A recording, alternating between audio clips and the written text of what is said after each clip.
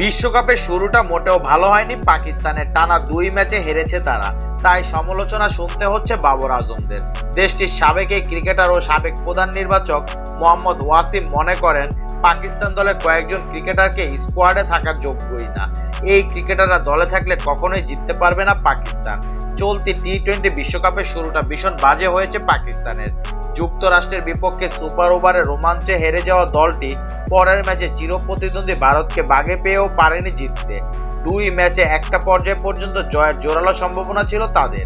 দলের ক্রিকেটারদের সমালোচনা করে ওয়াসিম বলেন, আমি এখানে কারো নাম বলবো না, তবে এটুকু বলতে পারি 4 জন কোচ বিশ্বাস করেন একদল খেলোয়াড় আছে যারা দলে ক্যান্সারের মতো।